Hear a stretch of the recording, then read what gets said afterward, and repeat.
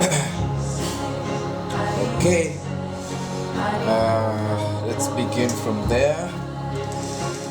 Okay, thank you so much for everyone joining today. My name is Clinton. I'll be your moderator today.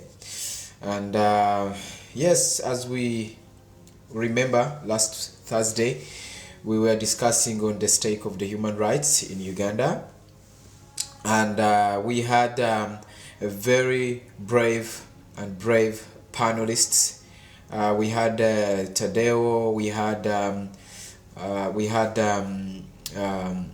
Wisdom Kaye, Gideon, and we were definitely recapping and looking at what is the status of the human rights. We looked at the issues of the 28 political prisoners that were brought in there. We also looked at the failures and some challenges that are affecting the Uganda Human Rights Commission, whereby we decided we looked also tackled on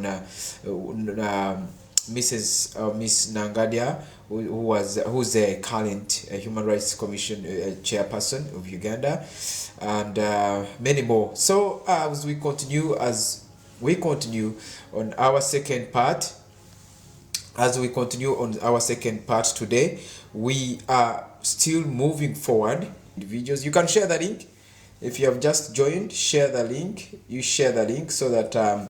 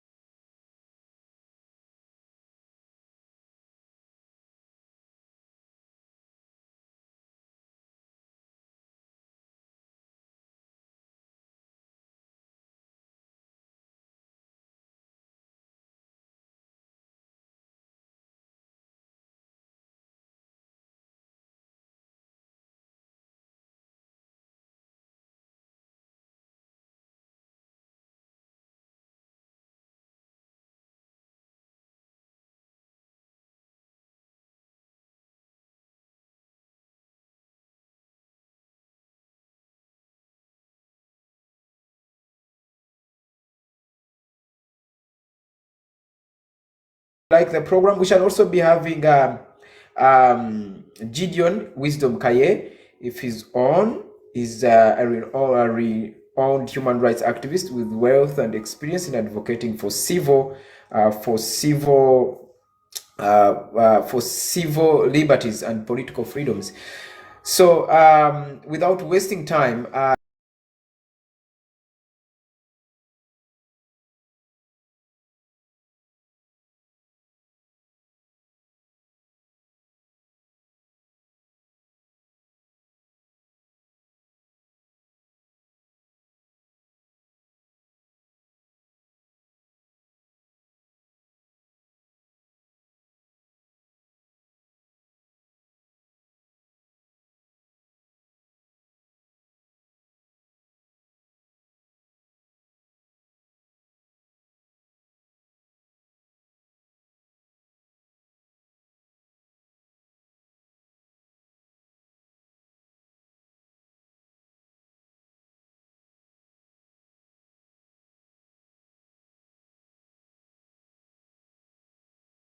Mr. Tadeo Chiwalianga, as we are, last time we had you on the program and we are recapping, we're looking at different issues that the human rights status are at in Uganda. So today I'm bringing you back on looking at the solutions. So without wasting time, you can introduce yourself for those who doesn't know you, and we can move on from there. A very greetings to everyone on this platform. I'll take this opportunity to thank you, Mr. Moderator, for again calling me and inviting me to come and dialogue here about the current situation of the human rights back in Uganda. I'm privileged to be with the audience here, and I'm really sure that whatever we're going to discuss, whatever we're going to talk about here, will lead to a betterment of Uganda. I really have to apologize that I'll be here for a short time, and that's approximately around 20 to 30 minutes due to other engagements I'm involved with. But first of all, let me give an insight of the current status of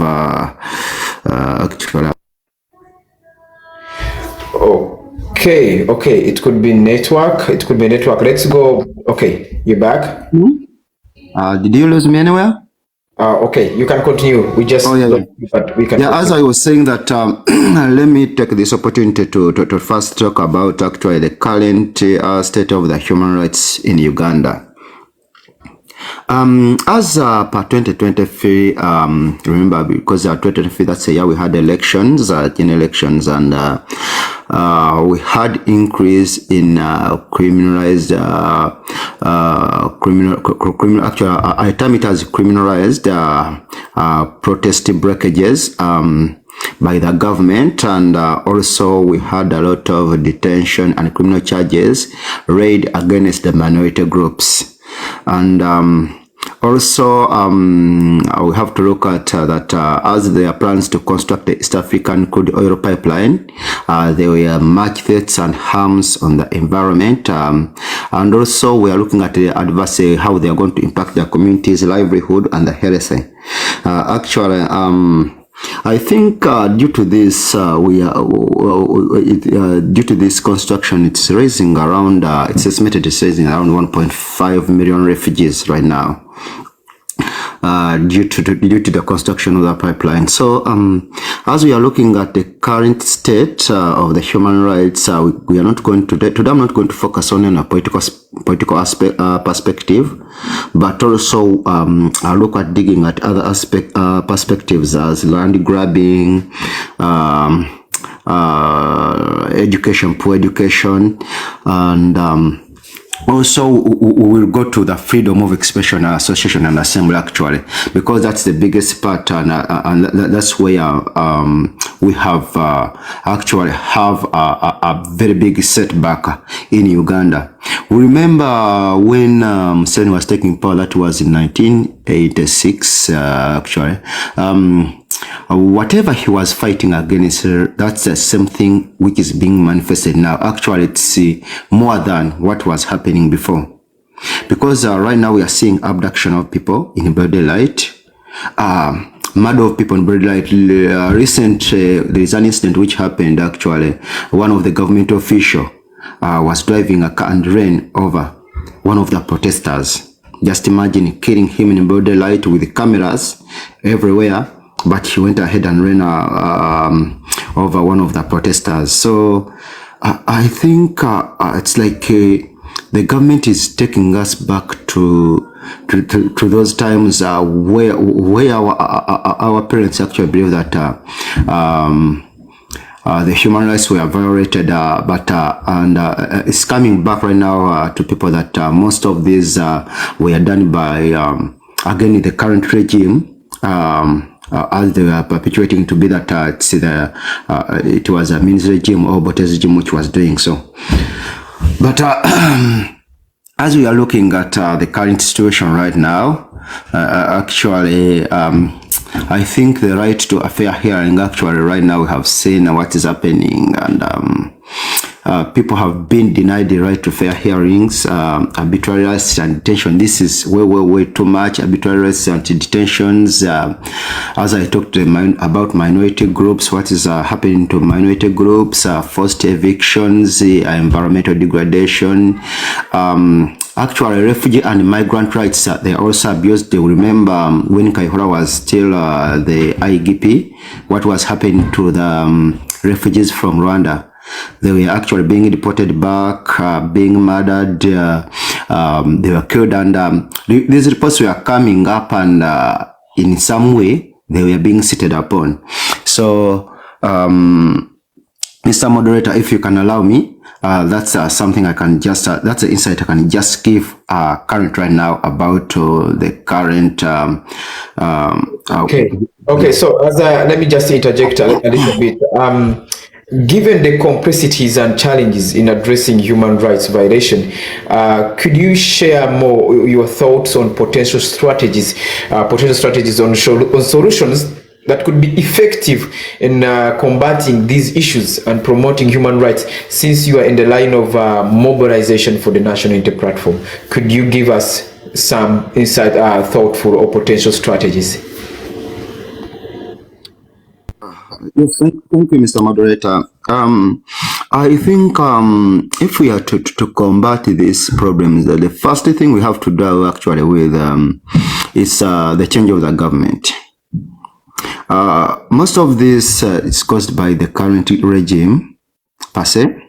And if sorry for interjection, just give us a moment. The audience should, we would like to welcome to Gideon Akai Wisdom, is a renowned human rights activist with a wealth of experience in advocating for civil liberties and political freedoms.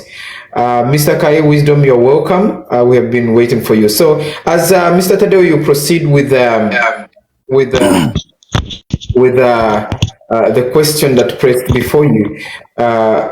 Trying to enlighten more and what could be the strategies in solving these challenges, and you can go on, please. Yes, I also welcome Mr. Kaya Wisdom.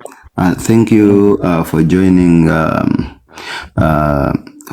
us. As I was saying, Mr. Moderator, the first thing actually, I think the first solution could have been the change of the government, change of power. So that actually we can have people who can respect human rights. If we get a new government which can respect human rights, actually can do away with most of the human rights violations which are happening in Uganda. But other than that, also we as people have to join forces together through peaceful protests, petitions. Actually, we have to increase petition. Today I was sharing one of the video. It was in Netherlands, and there is a protest which was being made by one of the funders of the current regime. So if we continue to do that, that will be sending a very yes, Mr. Moderator. Yeah, I think I saw that. I saw that video. Yes. Yeah, it was really full of insightful with the impactful information with in line with those activities what they were doing. Yes, you can go ahead. Yes, and as we increase the number of petitions, as we petition them, like organizations like Amnesty International, Human Rights Watch, as we petition them, we also have to actually, we as citizens of Uganda, we have to come up and vote for those who fight for human rights. We have a challenge in Uganda that in most cases, if we go to elections, there are a lot of gifts which are being given out, or like right now the current state of the country that just even getting 1,000 Ugandan shilling, that's around 0.0, that's around 30 cents in dollars. Getting that actually right now, it's really hard. So if someone comes, if someone goes to the villages and happens to offer $1, that's around 3,000, 4,000 USD, and offers that to a person, the people will end up setting up their soul. But if we come up and we say, okay, we as Ugandans, let's vote for the people who fight for human rights, actually we shall do with most of those human rights abuses. And also there is another way, actually, if we say that we don't buy products and we do with buying products actually from those people who support the human rights abuses, and there is a way we can combat this problem too. I think So as I wanted just to interject a little bit. So as a mobilizer of National Unity platform here in Canada, I just wanted, how is your group? How is you and your group? How are you like planning to implement like what you shared in the video of certain advocates, activists in the Netherlands? Was it Netherlands? yes, Yeah. probably not. So, how are you planning to make sure that the voices, because we understand that almost 3,500 Ugandans who have fled the country because of fear of persecution and other allegations, they don't vote, right? But we believe that there is other ways they are able to raise the voices in order to for the international community. To catch the eye of the international community in order to catch the eye of the international community, so that they could be set, or maybe different areas could become options or solutions to help also. So you and your team, how have you organized your team? Are you planning to do the same like how Netherlands activists who are Ugandans based there they are doing, or how are you organizing yourself, or have you organized yet? Thank you, Mr. Moderator. That's a very good question, actually. We as NUP Canada chapter, we have a lot cooking. First of all, we are trying to increase awareness to all our colleague members who are here in Canada, and also that's actually that's why we will be holding a meeting on second. It will be on 2nd March 2024, and this is to increase awareness. So as we increase awareness, actually we are planning that we will be traveling to Ottawa.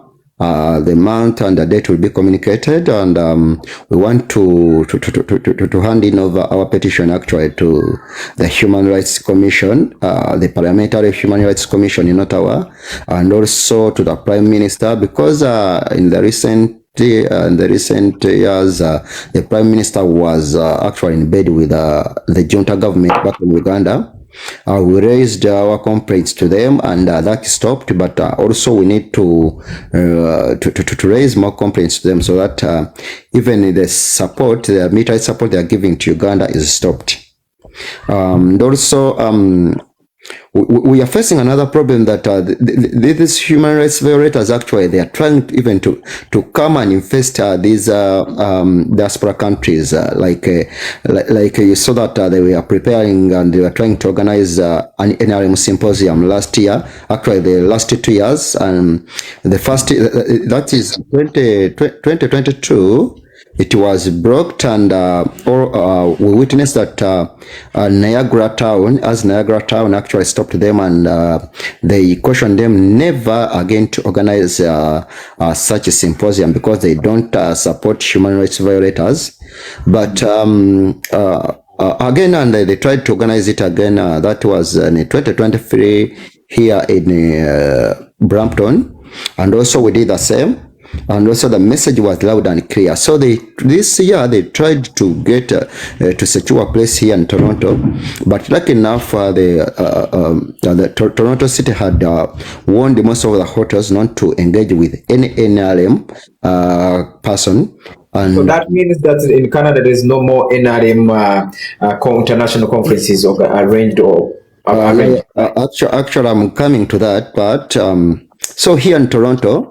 In GTA, as we call it, actually the business town for Canada, actually they are not allowed anymore to organize any conference. And also our leisure city, that is Niagara, they are not allowed there. So this time they opted to go to Ottawa. We gather news that they are trying to they're trying as much as possible to hide the information out from us, but lucky enough we get the information, and this time around they wanted to go to Ottawa. So as they are going to Ottawa, we are going to do the same thing, and we are going to stop them from organizing that conference in Ottawa. So that's why we are organizing as much as possible to see that our voices are heard. And also, if we are lucky enough, we may get an audience with the Senate. With the Senate that is coming, and there is also a committee which handles African affairs. I think soon we shall be having a meeting with them, and we shall be raising our voices on the human rights violation, the gross human rights violation going on in Uganda. And actually, we have a lot of people here to give testimonies about that. We have a lot of people who have suffered under the gross violation of the human rights back in Uganda. We have a big number. Some because they support a different political party other than the one in power. Others because they are from minority groups. So a lot of people are they have. A lot of people have gone under gross violation of human rights, and I think we have a lot of people to raise their voice and also to give testimonies on that. So we have a lot of witnesses, a lot of testimonies, a lot of graphics actually to show to those people what is happening back in Uganda. And Okay, thank you so much, Tadeo. Before I come to Kaye, let me first go back to Mwebaza Lydia. Lydia, as I've said, she's a lawyer and a human rights advocate who has dedicated her career to defending the rights of marginalized communities. Good evening, Mrs. Mwebaza. Could you discuss a specific human rights violation or abuse that has recently occurred in Uganda and what impact it has had on the affected individuals or communities? As far as I know, because I think that is your area, could you please tell us the impacts or according to the individuals before or after the discussions you have held with the victims? Good evening, our dear viewers and co-panelists. Thank you, Mr. Moderator. Like I've been introduced, my name is Lydia Mwebaza. I'm a lawyer and a human rights activist of a span of close to 10 years. I'm also a certified international arbitrator by the UK, that is International Center for Arbitration. I'm glad to be here to share my experience with all of you. Yes, thank you so much for the question put to me. The recent violations of the human rights. If I'm to be very clear, I think we've had a violation of human rights from, let me say, from around 2001. Initially, our constitution, the 1995 constitution, beautiful as it is with its beautiful preamble, that the Ugandans are the constitution is going to be based on unity, principles of unity, peace, respect for human rights. That was the intention. But as of now, let me say from 2001 elections where Dr. Besigye stood for the first time, we've had a number of violations of human rights. You see, when we talk of violations of human rights, it can sound like confusing, or it can be limited to just political rights. But I would like to give a clear example of our own constitution. Article 20 of our constitution says all individuals in Uganda, they have rights that are inherent and are not granted by the state. Inherent means we are born with our rights. It is not the state that gives us the privilege of enjoying the rights. That Article 20 of the Constitution goes ahead to say that these rights that we are born with must be protected, respected, and upheld, not just by government agencies and institutions, but also by all persons. Now, if that is the start of our human rights, that we are born with them, it's not the state that gives us to them. And the state itself is supposed to protect. It is not also exempted from protecting them. So where are the violations? The violations, like I've said, we've had violations over and over.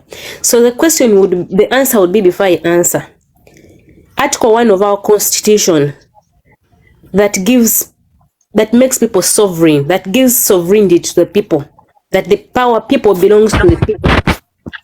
And Article 2, that the Constitution shall be the binding force of all people.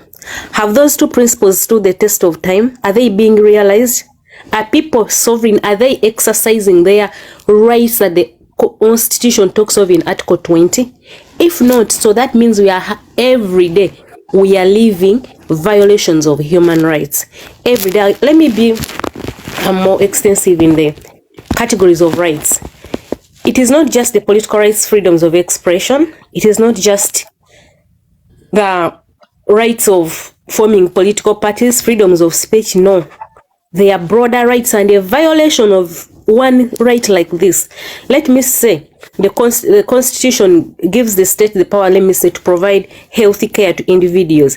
If a violation of that very right is violated, if there is a violation of the right to health care, there are so many other violations that are happening. I'll give the example of Mulago. If we are seeing the situation in Mulago, it is so worrying.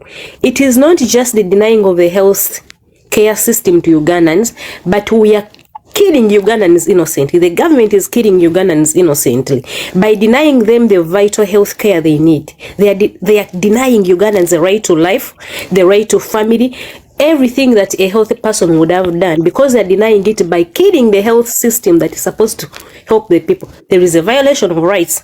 Let's speak of the most commonest one, the freedom of expression and speech.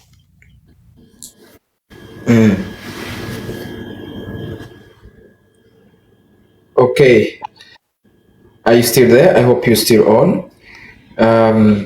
As I think Mr. K, you can interject, as maybe she's experiencing network issues. Thank you, Mr. K. Wisdom. As I've said, is renowned human rights activist with a wealth of experience in advocating for civil liberties and political freedoms. And we had, okay, she's back. Okay, you can she's back. She's back. Yes. Oh, I had gone off. Yes. You had freezed, and we are enjoying what you are saying. Sorry. Yes. Oh God. All right. Okay. So definitely we do not have what is called human rights in Uganda. Now, can you? No. Can you please cancel? Because you freezed when you started to talk about the violation. I think because you gave an example of Murago, the right to health care. Then when you started talking about the violation of freedom of speech, then you freeze. Can you again at least start from there, as in people can follow, because you are giving good examples and expressions. Thank you. I'm sorry. I was just saying that the definition of human rights is broad. In Uganda, we are having a violation of every right we've been born with. I gave a clear example of Mulago.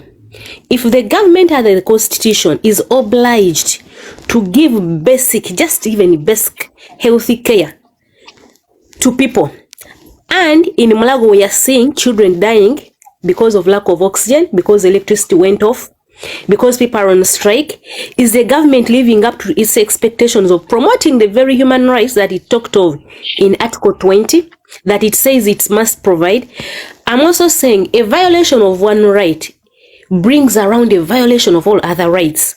If you deny people of their right to expression, this is when you're going to start violating their right to assembly, violating their right to bail, violating their right to stay with their families. Because if you start tear gassing people because they're expressing themselves, they are going to end up in prisons. How are our prisons? Are they the best prisons? They are going to go there in prisons, they are going to die because of lack of bail. I've seen it myself where someone stays in prison for over 7 years. They even forgot about being produced in court because they cannot afford the lawyers. Okay, if you say sending them to prison is not a violation, maybe let's say you're alleging they committed the so-called political crimes, have you afforded them the legal means? You made everything expensive. They cannot even afford the lawyers. Let's forget about that. When they come to courts, how are the courts? Are they independent? Definitely not. Definitely not. They come to the court system. These are poor people. So we are seeing a stretch of a violation of one right from one right to another right. So in my opinion, I still confidently say in Uganda, the theme existence of human rights is only privilege of the ruling government. You know why? They are the ones who wake up, they have the right to amend the constitution to fit their benefits. They are the ones who determine Article 1. Power belongs to the people. They are the only people who have the power. So if the majority of the population does not have access to all these other rights, then where is the rights? Who's enjoying these rights? Oh, okay, thank you so much. You still going on? Sorry? I still contributing more? No, unless you ask me more. Okay. So now recently, I think it's just a couple of few days ago, we looked at is it an LC5 chairperson in is it western part of Uganda, of where his car ran on protests who were peacefully protesting because of bad roads, and it is actually not, it's not actually alleged, but it is viewed when this man's car running from one of the protesters. So on legal way, because we don't know what exactly, we have heard that the Uganda police have followed up and arrested, but they're still, it's still having unclear information. So in your view, in just 2-3 minutes, could you, if the country has reached to that state, what is coming exactly according to you in that side? What do you think is on the way? Should we say that the country is now at a total crackdown of human rights? Well, I could say so. There is a common saying that we've gone to the dogs. Uganda has gone to the dogs. So this is the nature of our human rights. You cannot say that we have hope in bettering our human rights when the very head, the president, is hesitant to punish the perpetrators of the violations. Let's give that example you've just given of the LC5 that ran over a protester. Had we been in a functioning government that respects human rights, by now a thorough investigation would have happened. But like we know in Uganda, they promise investigations, they promise reports, and nothing ever happens. So we don't expect a conclusive logical report that is going to come out of that incident. Just like there's so many murders that have happened and there's so many arrests, arbitrary arrests of political activists. We've not had any report. Another example would be if that child died. I'm not so sure if the person died, but if He's that actually person, a man with a family. He's a man with a wife. He left a wife pregnant. He has thank you so five much. children. So Thank you yes. so much. If we are in a country that respects human rights, the Human Rights Commission, it would have been its obligation to go follow up that family and ensure they are compensated. But how many families have you seen being compensated? Because How when I many of looked them? at the speaker of Uganda Parliament today, she spoke about the family, and it was like a brainstorming story on how will the Parliament manage to handle. It was like a brainstorming. So it looked like they never had any mechanism being set to help the Mr. family. Mr. Moderator, we do not have functioning institutions. Our institutions are lifeless. If the big man in the chair decides to throw some, let me say, like to, what expression can I use? If President Museveni decides that let me have this institution be seen to be function, the word is be seen to be functioning, they are not functioning. So even if the MPs stand up and claim we are going to, to have the family compensated, who's the head of the Human Rights Commission that's supposed to lead the compensation? Who appoints that person? Who's going to? There are so many things that are going to happen behind the curtains, and at the end of it, we shall see this family suffering without any help. Let And me this is interject. the business. One of our colleague, Mr. Tadeo, I think he has abrupt appointment, and he's going to be leaving us, but we shall be continuing as we're looking at the human rights stake. For those who want to press questions, please prepare your question. You'll be invited at the end of the program so that you can contribute and give your discussion. Let's go ahead, Mwebaza, then as we go to Wisdom Kaye. Yes, I was just concluding on how you ask where do we see ourselves. The best thing is if we do not protect the sanctity of the two articles, sovereignty of the people, let people express themselves as much as they can. Let them put pressure on government. Let them do whatever they can, because it is the silence of us, the people, that is making the junta grow, that makes those small clique grow wings. But if first the majority, the people who are oppressed, we can stand up. I like this friend, Malema Bidis. All of you, I think you know Malema Bidis. Malema Bidis, if he hears of any injustice, he will gandhi challenge you whoever you are. You're not just a mere challenging you. They're already creating reputational damage on you. So let us create reputational damage on this government. Somewhere, someone will listen, because we know if we do not challenge the violations of these human rights, we are challenging our very humanity, the existence of our very humanity. Thank you so much. Okay, thank you so much. Let me just go back to wisdom. Mr. Gideon, I want you briefly or more, because others had more time. I'm sure you have listened carefully. You have heard what others have submitted. Could you please tell us your view in these pressing issues? Should we say that they need to be addressed as soon as possible, or what is your view? Thank you so much. Okay, I salute all panelists here, the moderator, thank you so much. Council, Mr. Tadeo, thank you so much. I'm Kaye Wisdom, I'm just a mere activist trying to better my country. I've listened to my previous speakers and it was wow, it was so wonderful. Council, thank you so much, because you went so deeper, at least to understand for the people, to understand deeper when it comes to human rights. Now, I think I will start somewhere. My way of addressing your question will be giving examples to justify what I want to say. Now, I'm going to give 2 examples which have happened in Uganda, 2 killings. One is the killing of the, I think they call them the royal person in Uganda, Umutaka, who was killed, who was gunned down, and the killing of that man who we just talked about by the LOC5 chairperson. For the viewers who don't know the systems of Uganda, if we talk about the LOC5, we are talking about an LOC5 chairperson is a person who takes the whole district. The whole district is in charge of that person. Now it has happened I think actually let me start from there. Uganda is divided into four. We could say provinces. We can say northern Uganda, western Uganda, eastern, and central. Central like that. I'm not going to talk about the southeastern, whatever, but northeastern, west, southern.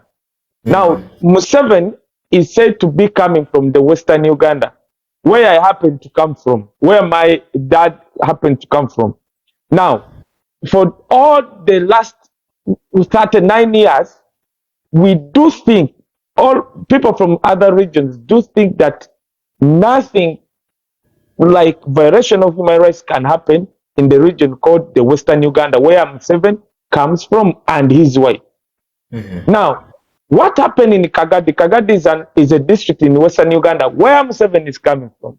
A man and his fellow men had just only what they call them, papers written with the pens. They were protesting just a mere road. That road, when it rains, no work. It floods. They can't move to other cities. When it is not raining and sunshine, dust, of course, flu is the name of the day. Now they were just doing a simple protest. They were not even, the number was not even in 100. They were just 19 or 15 men on the road. Okay. Now, this chairman, who is the head of that district of the Western Uganda, where Museveni, the president, the so-called president, the so-called first lady, his wife, comes from, where we don't expect the violation of human rights, where we think that those people, they have a privilege of enjoying each and everything from the ruling government. Because I want to give that example, that's what I want to say. This man, the chairperson of the district, drove a double cabin pickup, ran over this person who was protesting. Actually, this chairperson was targeting to kill more than 5 people. He had this other one didn't see the pickup coming, all of them could be dead right now. The chairperson, who is from the ruling government, ran over this man, who now we've just heard that he had a wife. The wife was pregnant, 5 children. The man died instantly. Now, what does it mean? That the wife of this man who has just died, who is pregnant, she's been left helpless, including the 5 children. But remember, this guy is coming from the region where Museveni, his wife, are coming from, where we think that maybe from their region, there are no violation of human rights. Now, what am I driving at? I want to tell the international community and everyone who is watching us that when it comes to the violation of human rights, as the council has said, it does not segregate. Museveni has made sure that he puts every person, every tribe under his feet when it comes to the violation of human rights. He does not care whether you're coming from his tribe, whether you're Munyankole, whether you're Northerner, whether what. As long as you seem to protest against his rule or his government or anything. Now, this is so laughable. Council was talking about that the police, in the civilized, you don't need even to come to the Western world. In Kenya, the neighboring country of Uganda, or in Tanzania, or in Rwanda, you cannot, right now, that chairman of that district would have been arrested. He killed a person. On the thing was video taped. Everyone saw the video. He drove his pickup and went away. It is so laughable that the police, the spokesperson of the police, Enanga, they are just saying that we are investigating. What are you investigating on something which was so visual and everyone, even if you are so dense and stupid, you could see that this is the person drove over this person and this person died. What are you investigating? Now, all the institution, the so-called institution, the police, the army and everything. What I know, they fear to capture, to arrest this LC5 chairman. Why? Because he's coming from the ruling government of Museveni. So, when you belong to the NRM government of the ruling part of Museveni, automatically you are protected. You are protected. You have a right to do, to violate, to kill, to adapt, to arrest, to do everything on the rest of Ugandans. In Uganda, the LC5 or the MP or whatever, you are not supposed to arrest or to kill or to beat, to do anything to a fellow Ugandan. But we've seen people from the ruling government violating, because the council has told you that the violation does not stop on the political violation. No. The deputy speaker, one time, the workers from the electricity company came, climbed his electricity pole. They found out that the deputy speaker of Parliament of Uganda, Tayewa, was stealing electricity. What happened to this guy? The deputy speaker of the Parliament of Uganda came, directed his bodyguard to arrest that man. These are people from the company which belongs to the government. The man was doing his job. He found out that the deputy speaker of the Parliament of Uganda, Mr. Taiba, was stealing electricity. But what happened to this guy? What happened? He directed his bodyguard. They arrested this guy. It was on visual. They beat up this guy more than 50 many strokes. Now, what does it mean? That in Uganda, when you belong to the Museveni government, you have the right to torture, to kill, to violate any other Ugandan. It doesn't matter whether you are coming from the region where Museveni is coming from. That's why the chairman of the district of that so-called Gabi has killed a person. It was captured on the video, but as we talk now, he's still there. The police is saying he's investigating. If that action happened on the person who belongs to the government, the ruling party, NRM party, as we talk now, his house, family would have been raided. Even the friends. Let me tell you, in Uganda, when you do something on a person who belongs to the government of the ruling part of Museveni, you are not only arrested. When they come to arrest you, they can even beat your wife, beat your children, even your friends when they're arresting. Even they can arrest your friends, including your wife. But now a person killed, a person who was just protesting the dust, the bad road, and the good thing that district belongs to the region of Museveni. Now, let's come to this person who belonged to the kingdom of Uganda. In Uganda, our viewers, if you don't know Uganda, the Mutaka, they called him the Mutaka, who was gunned down last week. Buganda kingdom is one of the strongest kingdom we have in Uganda. Now, a royal person called Omutaka was gunned down by two men. Good enough, the neighbors and the boda riders, the bike riders, ran after these people. One was killed, another was captured. They captured these people with an AK-47. Now, this is so funny. One, they captured the guy with the gun. Look what police is saying. The police, the spokesperson of the police, the way he's addressing that issue, he's addressing the issue of mandas. They fear to talk because they know that 99.9% of the people who are killing Ugandans, they belong to the security organs of the ruling government of Museveni. So even the police, the way they are handling that issue, they fear because they know that they are the one who are killing Ugandans. There is no anyone, a local Ugandan, who can have a gun, who can decide to kill a person, other than the organs of the ruling government. There is viewers there in Uganda. There was a person called Zebra. Zebra, when you Google this person, he was a boxer, a very renowned boxer. He was gunned down. Security organ personnel came to his house. They tried to break in. This guy ran over them. Of course, he ran.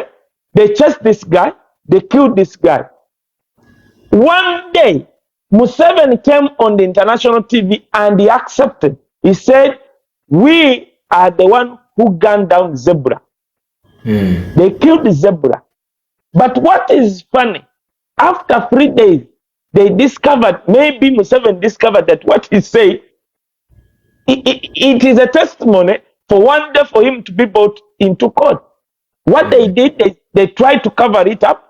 Museveni gave a policeman, personnel called Kafero, is I think Foster or something, came with a lot of, because I was there, to talk to the wife of this boxer Zebra, to try to plead with them, because they knew that what they did to kill this man was not right. Coming to the violation.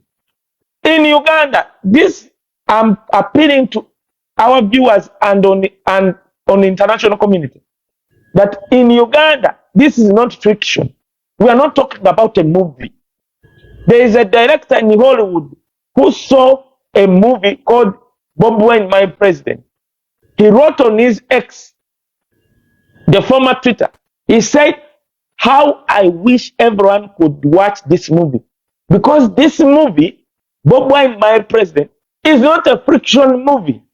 Friction doesn't, it means that the director did not sit and tell the actors involved in this movie that act like this, have funny guns. These are things which happen in Uganda. And by the way, when you watch that movie, there are a lot of things which were pulled out of that movie, which were not captured, because of course, I think they didn't want to show a lot of blood or something. I'm appealing to the Human Rights Watch. I'm appealing to the international community that at least if you don't know what's happening in Uganda, go and watch a movie called Bob Wine, My President. That movie it has been nominated in Oscar Awards, which are going to happen next month, that is March. In Uganda, people are being killed. In Uganda, people are being tortured. In Uganda, human rights violation, as the council has explained, does not even stop on us who are activists or political activists, but it goes all the way to our health sector, education sector, corruption, and a lot of things. Human Rights Watch, we are appealing to you. We don't want 10 years to come to tell the international human rights people, organs, international organs which were concerned on human rights, who saw the violation, the killings, the torture, which are happening right now in Uganda. We don't want to tell you after 10 years that, where were you when we were being killed? Right now, the host has told you that you check the people who have entered in Canada seeking for refugees. There are more than 30,000. Go to Dubai, go to England, go to any country. Ugandans are running. The international community are they are silent. Okay. I want to thank the mobilizer who said that the day will be communicated. When we go to Ottawa, I will be one of the people who will go, even if it means walking. Because at least if for us we are here in Canada, there are a lot of thousands and millions of Ugandans who they don't know whether they will live tomorrow. Okay, thank you so much, Wisdom Kaye, for your views. And as I'm just shortly to the viewers, please just note that we'll be inviting you to give out your views. Let me go to Lydia, our advocate and a lawyer. And we have been on 2020, the Amnesty International reported or documented cases of excessive force by security forces, which including some protesters' death, and of course, as we remember in 2021, the protesters that died were more than 100. So then it was called extrajudicial killings and torture. So we have. I want to drive back to Kaye Wisdom's communication in regard to recent gunned down man known by who's a prominent man in the Uganda kingdom, clan head Bossa. Bossa, who was gunned down a few days ago. So as a lawyer, can you just highlight why these cases have been called and they are actually not, up to now there has never been a clear report of where these assassins, actually very well-trained assassins, originate from. As a lawyer and a person who have been worked within that area, could you give us some views? What are you thinking? What is your what are your thoughts? One, why do you think that these reports and these culprits has never been arrested? In case they just arrest the normal civilians who have nothing to do with these cases. Thank you so much, Kai, for your highlights. And yes, Mr. Moderator, about that question, I think the answer is very clear. The president has basically handicapped the institutions that would have provided solutions to all those extrajudicial killings. The president had crippled the judiciary that ought to have given justice to the victims of these violations. The president has voluntarily appointed people in office that serve his benefits. If you talk of political arrests, detentions without trial, the police ought to have done investigations, take these people to police, take them, forward them to court, court does its work. But what happens right from arrests? Who is planted there? It is the people who are serving the interests, and they fear to annoy him.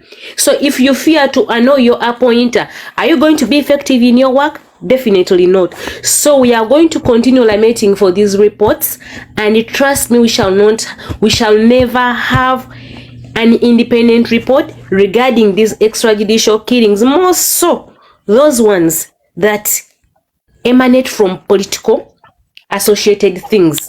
If you're a politician, you are anyone challenging the government, my friend, for you even are going to ask for bail, even if you have substantial sureties, even if you have the cash, the government will find ways of keeping you into that custody. So in my opinion, why all these extrajudicial killings are happening, it's because the president knows he's doing what is wrong, but he's not ready to account for it. He's not ready to listen to anyone. He wants to continue the grip on power, by all means, hook or crook.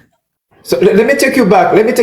In the last discussion we had here, we looked at the office of the Uganda Human Rights Commission under the chairperson Mrs. Wangadia. So why we believe that Uganda has the Uganda Human Rights Commission as a body which is supposed to be bring out these reports, but we have seen Wangadia denying that the government has any participation in extrajudicial killings, and according to the reports, Wangadia says that the opposition leaders plant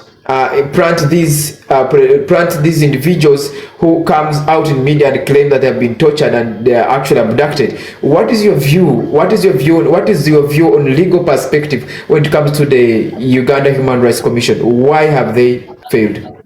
My friend, thank you so much. Article 51 of our Constitution provides creation of an independent, the word is independent, Human Rights Commission. So before even you ask why it has failed, is it independent in your opinion? Who appoints that person? So long as the appointing person is still the president, there is no commission in this country that is going to perform effectively. So the Wangadia Commission, however willing the woman could be, she fears to annoy her appointee. Should she be held accountable after all this? Of course. That's why I'm encouraging each of one of us, take as many suits as possible. At least the records shall hold us proud for having held accountable people. Sue them to court, sue the Human Rights Commission, sue the individuals, be on social media active, bring out all those injustices. Because imagine how much of the injustice is hidden there. What if we brought out all this? So let us try to do whatever is within our means. If you're a journalist, report as much as possible about it. If you're a lawyer, do your part as much as possible. Let us all own our responsibility in fighting against this injustice. Okay, thank you so much. Because as we are running out of time, I want to come back to Kaye Wisdom. Before I come back to Kaye Wisdom, we would like to invite our viewers of today to participate by sending in your questions or by sending in your request if you want to be hosted on panel. Then any questions are raised, our panelists will be responding to them, and we will also engage in dynamic discussions with you. But if you're there, so let me go back to Kaye Wisdom. Kaye Wisdom, now let me ask you this for the last just within 2-3 minutes. Well, last time you gave out a message to the international human rights, but what is your message this time to the human rights activists? Because there are very many human rights activists who are here in Canada. There are very many. I will call them the former media personnel, because the former media journalists who fled Uganda, and they are also here. But when they arrived here, most of them have gone mute completely. So what is your message and what is your advice as an activist? Okay, what I could ask the Human Rights Watch here, most especially in Canada and North America, we are specifically addressing the political activists and human rights activists, the Ugandans who have fled or exiled from Uganda, and they are here. But when they landed here, they are quiet. As an activist and a well-known activist, what is your message to these people, and how can they wake up? Because as I've said from the start of the program, I said almost 3,000 and above Ugandans are in this country. If I'm to say, I am not so sure about the figures, but I believe so. And those who are recorded and those who may be not recorded. So what is your message to them? What is your advice? How can they be able to raise these voices? Not to fear. Let me tell you, I think you don't know, but what I've discovered, I've been to over 27 countries. I've traveled Europe, almost the European countries. What I have found out, that because people know that Museveni deals with Kagame, they are like brothers, by the way. Maybe they are brothers. Now, when the people who are living abroad in diaspora, who are Ugandans, see that the friend of Museveni, who is Kagame, can get you wherever you are. We've seen Rwandese opposing Kagame being killed in South Africa, being killed here. They see that real poison is moving with different people. Because, seriously speaking, Museveni has put a lot of money into intelligence, has brought some people into Canada to report, to see who's opposing him, to whatever. Now, the people who have come to this country, most especially Canada, North America here, one thing is that the fear has caught them. First of all, they found people here, of course, who are not activists, but of course, someone is talking in whisper. Please, wisdom, be careful. You know, if Museveni is having his people here, blah, blah, you have to be careful. Not because they don't want to talk, but because they fear. But I'm appealing to them that, let me tell you, Museveni can kill you if he wants to kill you, and you will be killed actually. It is good for him to be silent, because he can kill you in your silence than killing you when you are speaking. And I think when you are talking, it can a little bit be difficult for him to just mere killing you. I'm appealing to each and every activist from who fled from Uganda, that now you are in this free country called Canada. At least speak about this bad thing. Speak about the truth, because you have the experience. You are the very people who are on the ground who have experience. I'm having almost a full book on different individuals, including me, of whatever happened. Let us speak, because if you don't speak, other 40 million Ugandans are subjected to be killed by Museveni and his sons.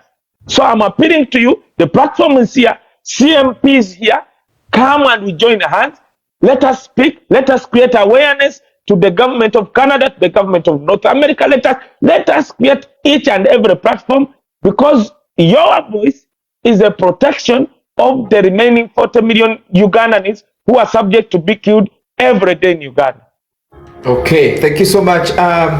As your conclusion, thank you so much for your today. As I'm going to go back to our lawyer and advocate of today. And by the way, I think, can I say this? Yes, please, That go ahead. Museveni one time was campaigning. I remember the council said about when he was campaigning against Besigye. Now, before Bob Wine came in to contest him, Museveni had a paper in his hands like this. This is what he said. Museveni said that a paper like this cannot take me out of power. Now, what does it mean? That always is a violation of human rights. He puts elections there to hoodwink the international community, to make you think that, oh, this is a guy, though he's a dictator, but at least he can put election in place. I want to tell the international community, in Uganda, Museveni has a right to appoint and to fire the chairman of the electoral commission. Museveni has a right to appoint commissioners of the electoral commission. The elections in Uganda, they are just sham. He puts their elections to hoodwink to get funds from Canada. This brings me to my conclusion on this point. Canadian government, please, every penny, every money you send to Uganda, it just serves Museveni to stick, to hold on to power, him and his son and his family. Not to help Ugandans. Even if you send money to help hospitals in Uganda, he has a right to divert that fund to fulfill what he wants. That's why he said, it is on record, he had a paper, he said, this paper cannot take me out of power. If you want that video, we shall present to the government of Canada, to whatever government, to whichever office of the human rights, which do need to have that video to be played to you. What we are saying, in Uganda, there is nothing like human rights. Even a creation of dynasty. Museveni wants to create, I've seen here people writing about it.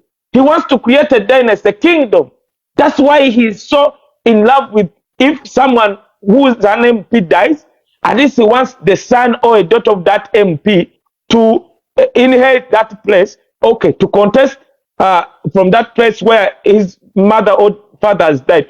In that, to prepare his son to come and take over after him. We are not going to allow, we shall not going to allow, we are not going to keep quiet. Okay, thank you so much, Kaye. I'm just going to be bringing up some few individuals. Please, when you come,